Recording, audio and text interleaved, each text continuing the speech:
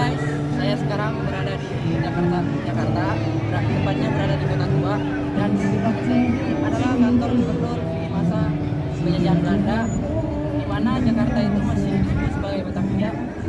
Saya di sini hanya mau mengulik tentang wayang atau seni wayang.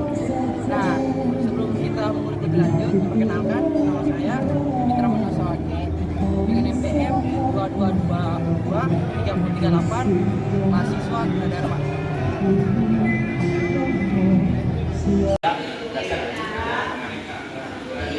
Nah, yang di sini juga ada alat, salah satu alat yaitu namanya belencong.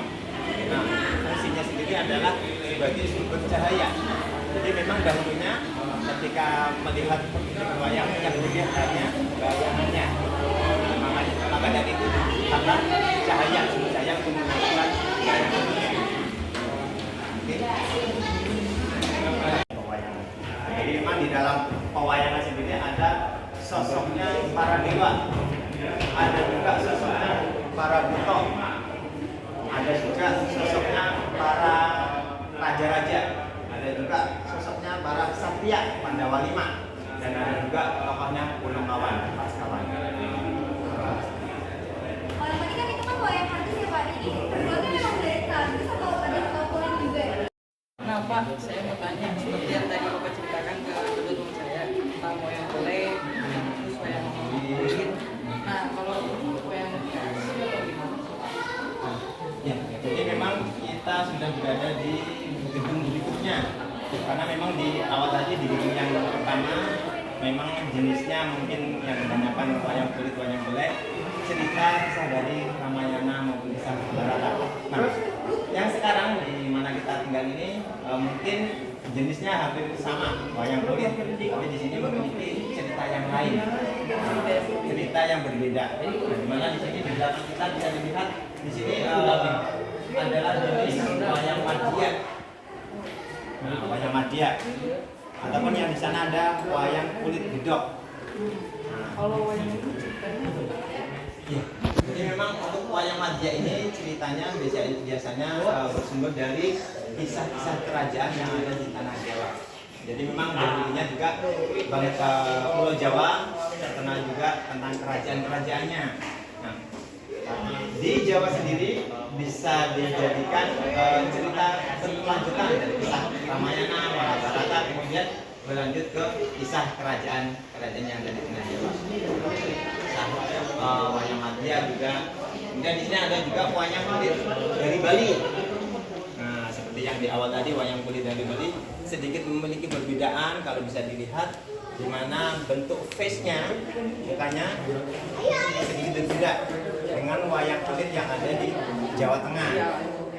Nah, kenapa tidak ditanyakan?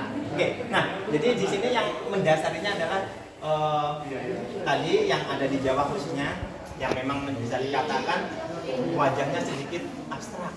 Nah, karena memang itu adalah pengaruh dari agama Islam yang memang sejarahnya dipopulerkan oleh para wali songo. Nah, di mana di ajaran Islam sebisa mungkin memang perwujudan tidak menyerupai wujud manusia sesungguhnya. Nah, kalau di Bali memang sedikit lebih mirip manusia, memang di sini lebih memang masih kental agama Hindu ya. Nah, jadi perbedaannya seperti ini. Ya, di sini pun ceritanya sama sebenarnya. Di sini ada sosok yang paling kuat tadi, si Bima. Nah, di sini ada salah satu pasukan Kurawanya. Nah, jadi memang ceritanya sama, kisah Mahabharata, tapi yang ini berasal dari wayang kulit dari Bali. Nah, ini yang saya dari tadi, Nah, ya, kayak beda. Beda. Oke. Nah, di sini adalah namanya wayang wahyu. Memang jenisnya wayang kulit, tapi kembali lagi ceritanya adalah berbeda. Wayang wahyu. Nah, dimana di sini basicnya adalah cerita kisah dari agama Katolik, atau Katolik atau Kristen ya. Nah, dimana sejarahnya sendiri seorang pastor setelah melihat penampilan pertunjukan wayang, seorang pastor tersebut memiliki ide ataupun gagasan untuk membuat wayang yang memang biasanya dimainkan saat upacara-upacara keagamaan, upacara-upacara ataupun hari-hari keagamaan, hari-hari suci. Dan lagi-lagi di mana di sini wayang dijadikan sebagai media ataupun alat mungkin bisa untuk penyampaian kebaikan, penyebaran agama Kristen ataupun Katolik.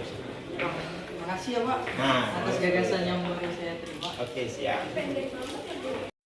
Boneka biasanya terbuat dari plastik, bukan kayu, bukan dari kayu. Plastik mungkin apa?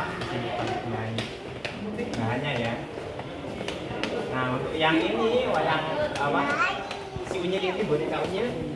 Memang ini yang kali pertama tampil di TVRI. Kira-kira sudah lahir belum? Tahun 80-an. Saya masih jauh Pak itu mata Pak. Nah, ini wayang si Unyil yang memang sosok kreatornya adalah Pak Raden. Pak Raden namanya Pak Suyadi. Menjelma dalam sosok Unyil namanya Pak Raden.